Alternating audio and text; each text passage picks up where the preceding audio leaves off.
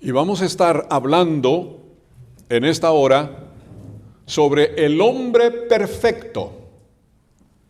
Libro de Génesis, capítulo 17, y versículo 1.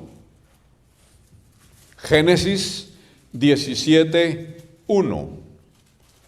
Dice la Escritura de la siguiente manera: Era Abraham de edad de 99 años cuando le apareció Jehová y le dijo: Yo soy el Dios de Todopoderoso, anda delante de mí y sé perfecto. Abraham salió de Harán, de su familia, de su parentela, del territorio donde Dios había llevado a esa extensa familia. Salió de Harán a los 75 años al llamado de Dios, sin haberle visto, pero sí oyó su voz que le dijo: sal de tu tierra y de tu parentela y vete al lugar que yo te mostraré.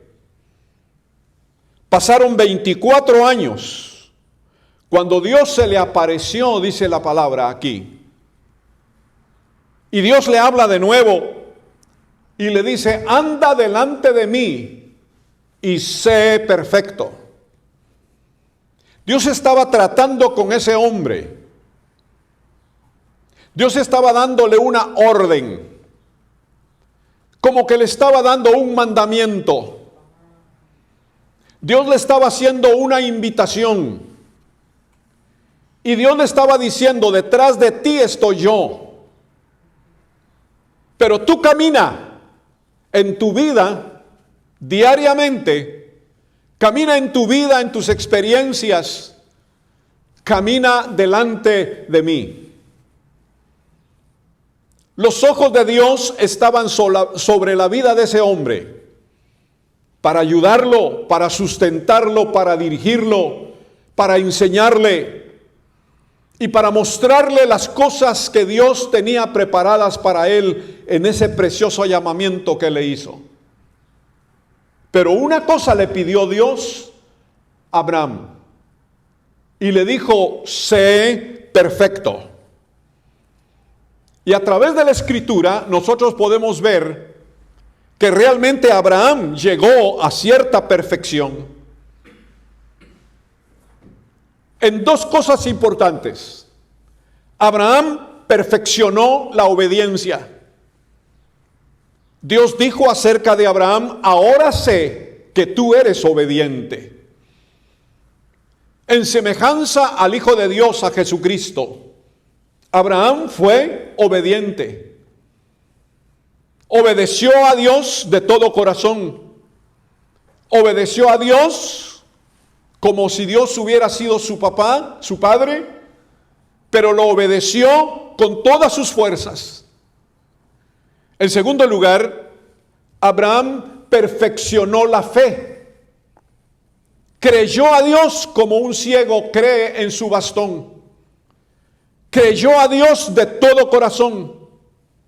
No dudó de la presencia de Dios. No dudó de la palabra de Dios. No dudó del llamamiento de Dios. En ningún momento de su vida dudó de Dios. Siempre estuvo caminando en fe, y eso a Dios le agradó, porque Abraham llegó a perfeccionar la fe. En el libro de Colosenses capítulo 1 y versículo 28, dice que Dios ha utilizado medios, Dios ha utilizado cosas para perfeccionar o para presentar perfecto a todo varón delante de Dios. Y eso es el misterio de gloria. Se refiere al Evangelio. El Evangelio que estaba escondido. El Evangelio que era como una promesa. El Evangelio que vino a establecer el Señor Jesús. Contenía y contiene y contendrá misterios. Cosas encerradas, cosas hermosas, cosas beneficiosas, buenas nuevas, cambios, maravillosas cosas que Dios ha preparado para todos aquellos que creen en Él. Pero esto Dios lo tiene listo y dispuesto para presentar al hombre perfecto delante de Jesucristo, así como Jesucristo es perfecto. Ciertamente en este tiempo nosotros no hemos visto a Jesucristo, pero le hemos creído y por lo tanto nosotros somos bienaventurados. Pero la Biblia dice que cuando Jesucristo aparezca, entonces seremos semejantes a Él. Ahora estamos viendo las cosas como por espejo, pero cuando Él apareciere, entonces le veremos y seremos tal y como es el Señor Jesucristo. Dios ha utilizado el Evangelio glorioso para hacernos perfectos delante del Señor Jesús. Alabado sea su nombre. En segundo lugar, dice Colosenses 1:28, que Dios utiliza la esperanza de gloria. ¿Cuál es esta esperanza de gloria? La promesa de la vida eterna. La promesa de la vida eterna. Todos los que estamos en Cristo Jesús tenemos una promesa, que aunque muramos en esta vida o en este cuerpo, no hay problema, porque Jesucristo es la resurrección y la vida. De modo que cualquiera que esté en Cristo Jesús y muere, muere con una esperanza de que un día se va a levantar para empezar a vivir la vida eterna. Dios es el que la prometió y Dios es el que dará la vida eterna a aquellos que crean en Jesucristo, le reconozcan como su Señor y Salvador, vivan para Él, le amen y le sirvan y caminen con Él hasta el día postrero. La esperanza de gloria es la vida eterna que Dios ha preparado para todos aquellos que aman a Jesús. Otra cosa más, en Efesios capítulo 4, verso 22 al verso 24, el apóstol Pablo escribe en su epístola hacia todos los hermanos de Éfeso, y por ende esta escritura ha quedado para nosotros en este tiempo. Pero ahí dice que Pablo invita al hombre a despojarse. Despojarse quiere decir desnudarse o quitarse las vestiduras. Quitarse las vestiduras. Pero ¿a qué se está refiriendo el apóstol Pablo? El apóstol Pablo está haciendo mención aquí de dos tipos de hombres: el hombre viejo y el hombre nuevo. Nosotros, antes de conocer a Jesús como Señor y Salvador de nuestras vidas, vivíamos vestidos, vivíamos y vivíamos siempre en los pies y en el caminar de un hombre viejo. Por un momento usted, allí en su casa, o cuando lea la Biblia en este pasaje, o en el templo, imagínese a un hombre viejo. No está hablando directamente de un hombre canado o de muchos años. No. Está hablando de un hombre vicioso, de un hombre con harapos. Y después de tener harapos en su cuerpo, de un hombre empobrecido porque así ha querido vivir, imagínese a un hombre que va cargando un bulto en sus espaldas. Y es un bulto pesado, que lo lleva todos los días y que apenas puede caminar porque ya sus piernas pecaminosas, sus piernas mundanas, sus piernas moribundas, apenas lo hace caminar porque lleva encima un bulto pesado de pecados. Vive como un hombre desamparado, hambriento, como un hombre sucio, como un hombre sin familia, perdido, desorientado. Así es el hombre viejo, que ha perdido muchas veces la razón, que ha perdido el tiempo, que pudo ser alguien en esta vida pero no lo hizo, que desperdició su tiempo y su vida en cosas vanas, en vicios exagerados, y el vicio lo llevó a lo más profundo del cieno, a lo más profundo de un pozo, a lo más profundo de un lodo, y ahí enlodado no puede salir. Nadie le ayuda. Muchos se burlan de ese hombre viejo. Muchos se alejan de él porque tiene un mal olor. Él ha querido vivir así como un hombre viejo. Y quiero decirle, amigo y hermano, ahí donde me escucha, ahí donde está, nosotros también vivíamos así antes, como hombres viejos, deteriorados, cansados, aburridos, entenebrecidos por las tinieblas del pecado y del diablo, porque el diablo nos mantenía así, esclavizados, y nos decía que Él era nuestro amo y que no podíamos salir de ahí, porque sus ataduras nadie las podía quitar. Pero queremos decirles en esta tarde que hay un grito de victoria, que hay un grito de gozo, de alabanza a Dios, porque Él envió a su Hijo Jesucristo para poder levantar a ese hombre viejo, perdonar a ese hombre viejo, limpiar a ese hombre viejo y quitarle esos harapos en su gracia y en su misericordia, y transformar a ese hombre viejo en un hombre nuevo, transformado y diferente para la gloria de su nombre. Pero el apóstol Pablo hace una invitación a todos los hombres. Si no puedes quitarte las vestiduras del hombre viejo, cree en Jesucristo, tú y tu casa, y entonces serás salvo y experimentarás lo que es el cambio en tu vida. Solamente Jesucristo puede hacer hombres nuevos, y la invitación es maravillosa, porque dice: vístete de un hombre nuevo en Cristo Jesús. Tú, amigo, no has experimentado en tu vida lo que es llevar un traje nuevo. No has experimentado lo que es tener una camisa nueva, una corbatita nueva, presentable. Tu ropero está lleno de trapos viejos porque no has creído en Cristo.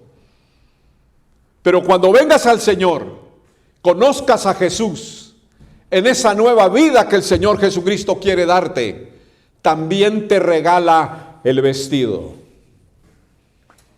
La Biblia nos habla en el libro de Mateo, en la parábola del hijo pródigo.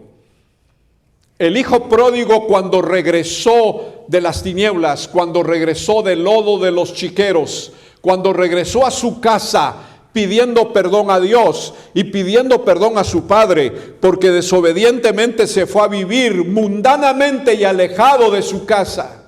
Regresó, pero regresó sucio, regresó cansado, regresó atormentado. Su mente estaba atormentada, pero regresó y pidió perdón.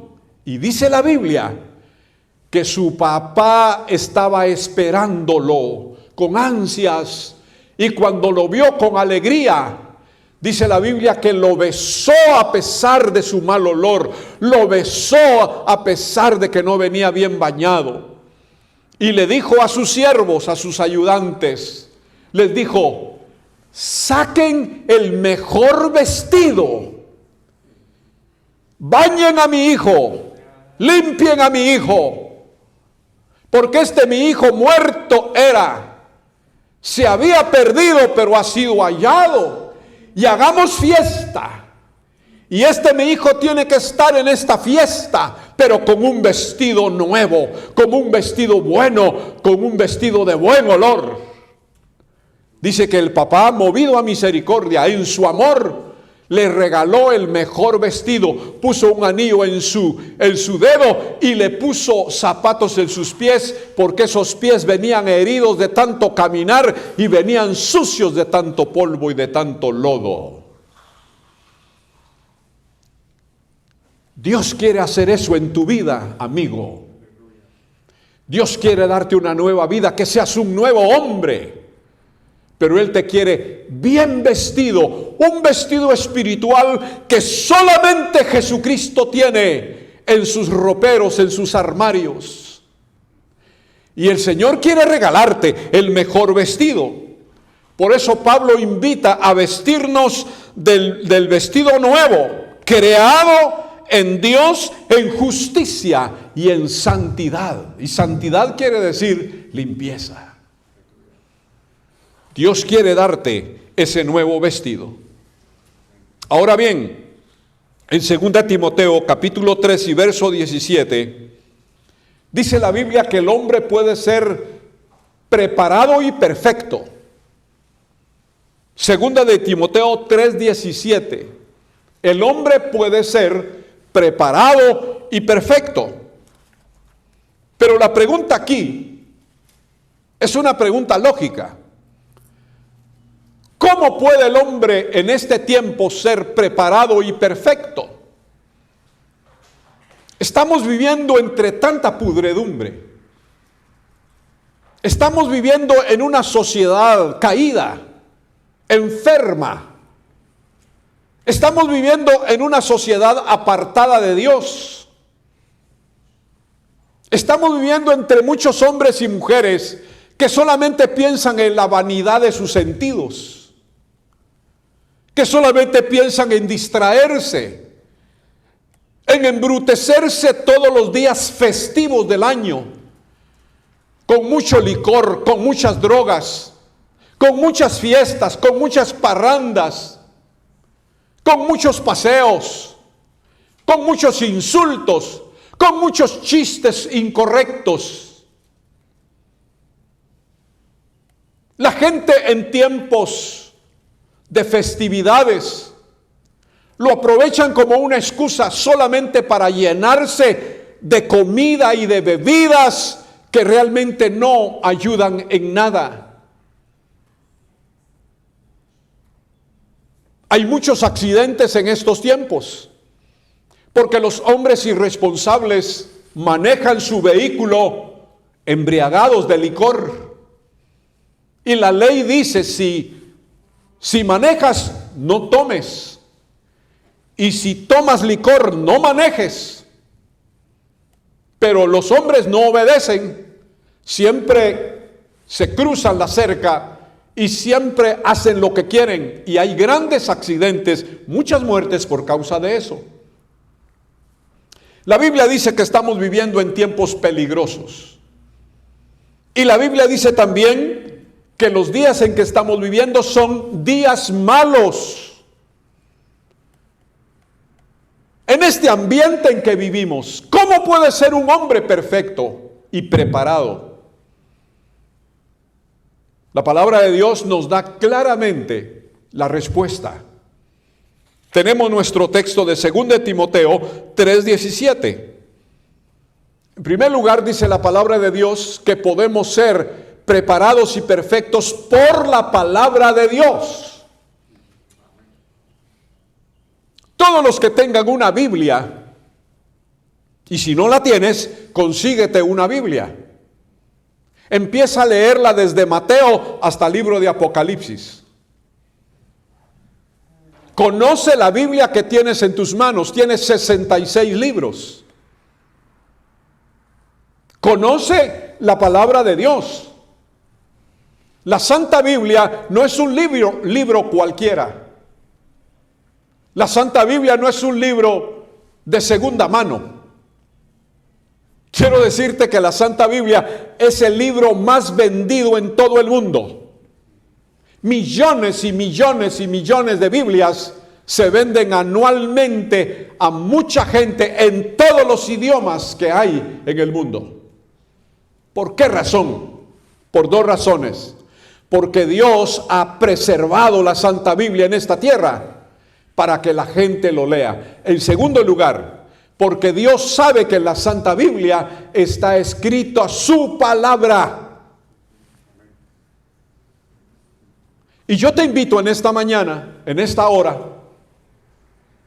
a que no tengas la Biblia como un adorno, que no tengas la Biblia como una excusa para ir a un templo, Que no tengas la Biblia como un amuleto de buena suerte. Que no tengas la Biblia nada más como un libro especial según tu concepto. Hace muchos años atrás, en el territorio mexicano, yo venía manejando por ahí, por un lugar llamado Irapuato. Y luego nos dirigimos hacia hacia Morelia, Michoacán. Y ahí encontramos a ciertos familiares. Ciertamente les llevábamos algún regalito, alguna cosita para poder saludarlos. Pero recuerdo que uno de mis familiares ahí, cuando me vio con mi Biblia personal, me dijo, ¿pudieras regalarme esa Biblia? Y yo le dije, con mucho gusto, con mucho placer. Es para mí mucho gozo dejarle mi Biblia. Porque esta persona de quien hablo es una persona intelectual. Y le gusta mucho la poesía. De por sí es una persona que hace poesías. Y creo firmemente que lo que quería era leer la Biblia, porque la Biblia también tiene muchas partes poéticas, libros poéticos. Por lo menos el libro de Cantares, el libro de los Salmos, el libro de Proverbios es de consejo, pero es poético.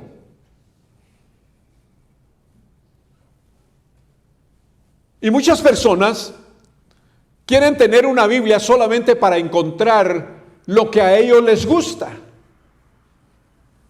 Pero quiero decirle que la Santa Biblia principalmente contiene la bendita palabra de Dios. Ahora, yo quisiera invitarle a usted que me escucha. Cómprese una Biblia, tenga una Biblia, adquiera una Biblia, quédese con esa Biblia. Pero lo más importante es que usted la lea, que usted la escudriñe, porque la santa palabra de Dios hará maravillosas cosas en su vida. Si usted la lee, si usted la escudriña, Dios estará enseñándole su palabra y su voluntad para su vida. Hay 4 cosas que quiero compartir. La palabra de Dios dice en primer lugar que es útil para enseñar. Útil para enseñar.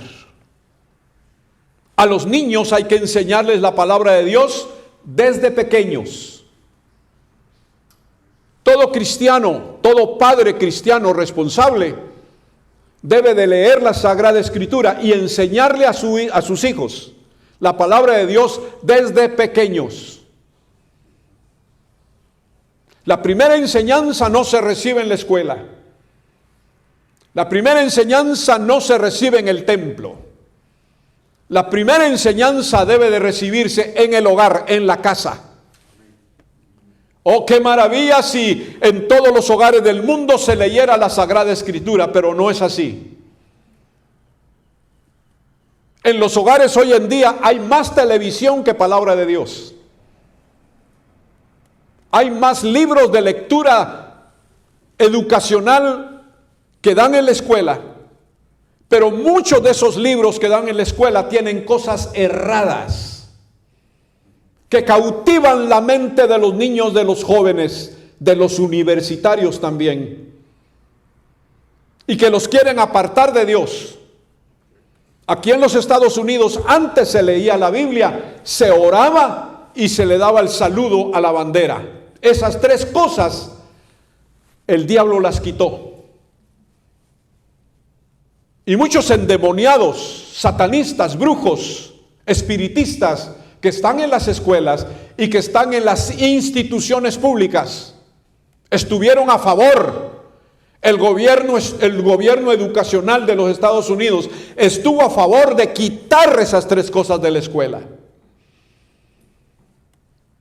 Quitando esas 3 cosas de las escuelas de Estados Unidos, se abrió la puerta para que el diablo viniera con todas sus inmundicias, con todas sus obras fuertes y sucias, y se metiera el espiritismo a la escuela, se metiera la teoría, la mala teoría de la evolución a la escuela, se metiera las drogas, se metieran las armas, se metieran los muchachos y las muchachas sin respeto y sin valores, se metieran a hacer violencia a las escuelas. Eso hay en las escuelas ahora. Hay perversión. Se está enseñando el homosexualismo, se está enseñando el lesbianismo, y eso no es de Dios. Ese tercer sexo no es de Dios. Dios no hizo eso, queridos amigos y hermanos. Dios solamente hizo a la mujer y al hombre y estableció en ellos el verdadero matrimonio. Pero se sacó la lectura de la Biblia, la oración y el respeto a lo cívico, a la bandera. Y ahora vemos las escuelas que tienen mucho aire acondicionado, que tienen muchas computadoras, que tienen bonitos pupitres, pero sus estudiantes, la mayoría de ellos, están apartados y lejos de Dios. La Biblia es el mejor libro para enseñar cultura, para enseñar educación, para enseñar en la vida cómo debemos de vivir. La Biblia es la mejor enseñanza para vivir una vida moral aceptable ante la sociedad y ante Dios. Para vivir una vida correcta es necesario leer la Sagrada Escritura, porque la Sagrada Escritura es útil para enseñar. Habrán muchos libros que han escrito muchos hombres y muchas mujeres, con sus opiniones y conceptos, con sus historias y con sus enseñanzas. Pero no hay ningún libro semejante a la Biblia, la santa palabra de Dios, porque lo que fue escrito en la santa palabra de Dios ha sido escrito por inspiración divina. En segundo lugar, la Sagrada Escritura, la palabra de Dios, es útil para redarguir. ¿Qué quiere decir redarguir? Quiere decir convertir un argumento.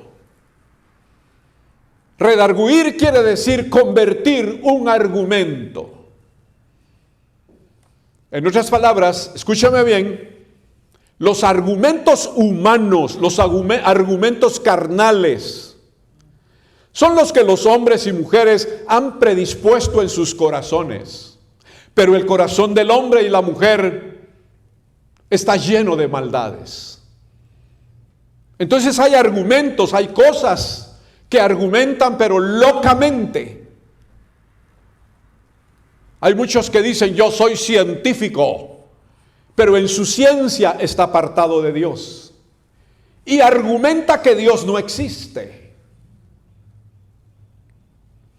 Aunque un hombre o una mujer no sea un científico, en su vida práctica dice, yo no necesito de Dios. Yo no necesito de Cristo ni del Evangelio. Yo no necesito del Espíritu Santo. Y argumentan que necesitan solamente comida, bebida, dinero y cosas materiales.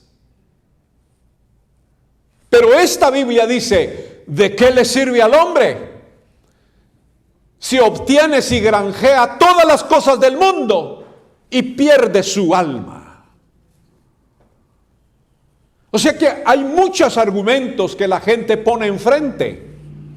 Argumentos que se convierten en excusas nada más para no presentarse delante de Dios. El salmista David decía, ¿cómo me presentaré delante de Dios? ¿Cómo te presentas tú, amigo, amiga, delante de Dios o delante de tu Dios? Depende del Dios que tengas, así también es la vida que vivas. Pero todos aquellos que nos presentamos delante de Dios, convertidos, salvados, limpiados por la preciosa sangre de Cristo, perdonados de todos nuestros pecados. No traemos argumentos en contra, no, porque por la palabra de Dios hemos sido redarguidos. Y ahora nosotros estamos en una posición diferente. Nos presentamos delante de Dios como hijos que aman, como hijos que respetan. Nos presentamos delante de Dios como hijos educados. Y a Dios le decimos: sí, Padre, que se haga tu voluntad. Y estamos debajo de la voluntad del Padre Dios. Antes teníamos argumentos peleoneros, insultativos. Nos oponíamos a Dios porque éramos rebeldes desde nuestro nacimiento. Pero damos gloria, honra y alabanza al Señor porque el Señor nos cambió, nos redarguyó en nuestro corazón por el Espíritu Santo y ahora nosotros venimos como hijos obedientes delante del Señor. Hemos recibido la palabra de Dios y la palabra del Señor nos enseña a que obedezcamos a Dios en todo.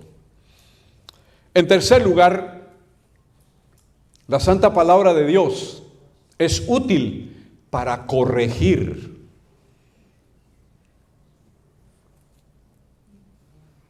Hay muchas personas que corrigen a sus hijos, pero los corrigen bruscamente. La forma en que corrigen a sus hijos es una forma monstruosa y hasta cierto punto diabólica. Derraman sobre sus hijos la ira, derraman sus hijos la acumulación de enojo por causas diferentes. Yo he encontrado hombres que arrollan a sus hijos con furia, con ira y con un enojo brutal por causa de que no quieren a la esposa. Y derraman sobre sus hijos esa ira que llevan adentro. Hay hombres que insultan horriblemente a su esposa. No la aman, no la quieren, no la estiman. Y son un mal ejemplo para la esposa y para los hijos. Y esos papás, cuando los hijos hacen alguna avería, o cuando se portan mal, o hacen alguna cosita por ahí, alguna tonterita, agarran un cinto, agarran una madera, agarran cualquier cosa o los agarran a puñetazos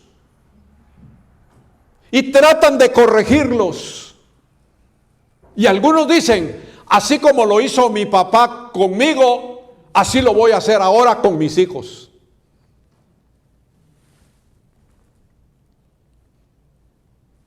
Yo recuerdo, fui a un país y llevaba manejando un vehículo y se me averió, se rompió una llanta. Y me acerqué a un llantero, a una llantera, para que me arreglara la llanta. Y el hombre era un hombre más alto que yo y bien fornido. A esos hombres les decimos bien gordito. Y ahí estaba trabajando con sus llantas. Le dije que me arreglara las llantas y me dijo: sí, con mucho gusto.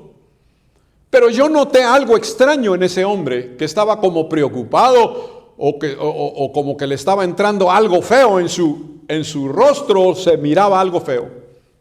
Me senté en un lugar mientras él estaba trabajando.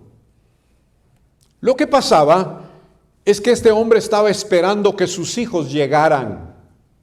Sus hijos ya estaban un poco grandecitos. Alguno tal vez tenía unos 12 años, al otro tal vez 14 años. De repente aparecieron los dos muchachos que traían sus libritos en sus bolsos y se aparecieron saludando al papá. El papá ni siquiera le respondió el saludo. Cuando sintieron los pobres muchachos, el papá se fue y agarró un tubo de metal y empezó a darles con el tubo de metal. Les daba duro en sus piernas. Algunos llegó a darle muy cerca de su estómago. Cuando yo vi eso, me exalté. Cuando yo vi cómo los estaba maltratando y les estaba pegando, salté de donde estaba sentado y me fui encima de aquel hombrón. Y le dije, un momento, le dije, tú no vas a hacer eso delante de mí. Y se detuvo y traté de agarrarle el brazo con mis dos manos porque sus brazos eran muy fuertes. Y obstaculicé su amenaza contra sus hijos. Y le dije gritando, esa no es la forma de corregir a tus hijos. Tú eres un ignorante. ¿Cómo corriges a tus hijos? Porque los muchachos ya estaban tirados en el suelo, gimiendo de dolor. Gracias a Dios que el hombre no la agarró contra mí. Y bajó su furia. Tiró el tubo de metal que tenía en su mano. Y yo empecé a seguir reprendiéndolo. Y le dije, tú tienes que conocer cómo debes de corregir a tus hijos. De esa forma tú vas a matar a tus hijos. Tú te vas a ir a la cárcel. Tus hijos se van a ir al cementerio. Tu hogar se va a destruir. Y empecé a hablarle del Evangelio de Jesucristo. Porque el Evangelio de Jesucristo es el único que cambia al hombre.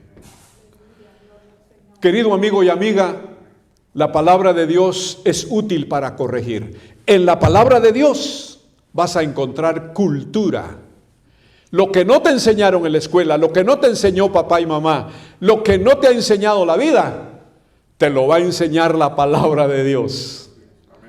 La Santa Biblia te va a corregir, te va a ayudar.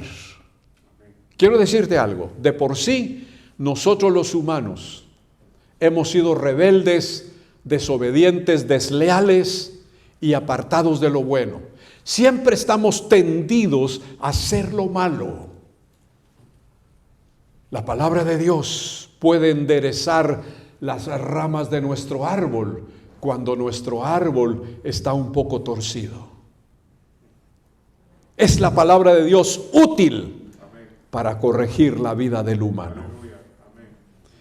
En cuarto lugar, dice la Sagrada Escritura que esta Sagrada Escritura es útil para instruir. Instruir. Hay instrucciones preciosas en la palabra de Dios que nos van a llevar por buen camino. Necesitamos un coach, necesitamos un entrenador, necesitamos un ayudante, necesitamos alguien que esté muy cerca de nosotros para decirnos lo que debemos de hacer. Cuando hacemos las cosas por nuestra propia fuerza, cuando hacemos las cosas por nuestra propia intuición, a veces fallamos y echamos las cosas a perder.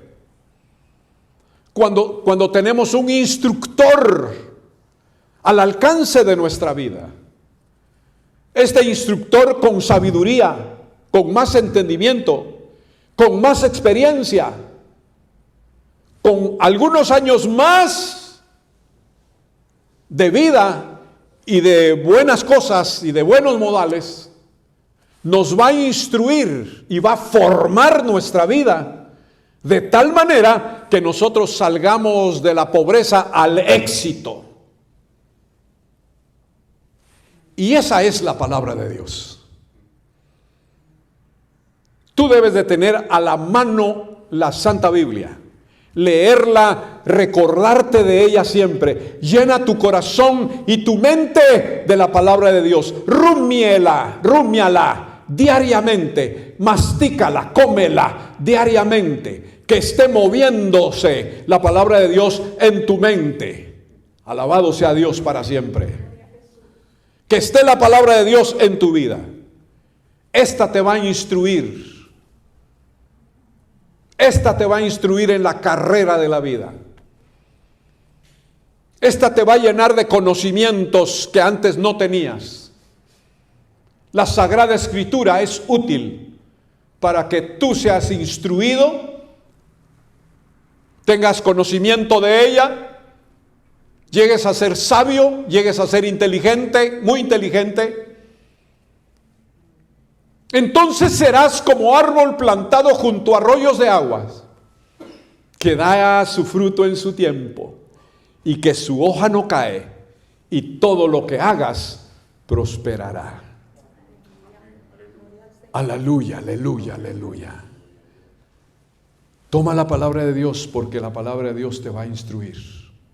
Dios quiere ver hombres evangélicos bien instruidos, hombres evangélicos corregidos, hombres evangélicos llenos de enseñanza, hombres evangélicos redarguidos por la palabra de Dios.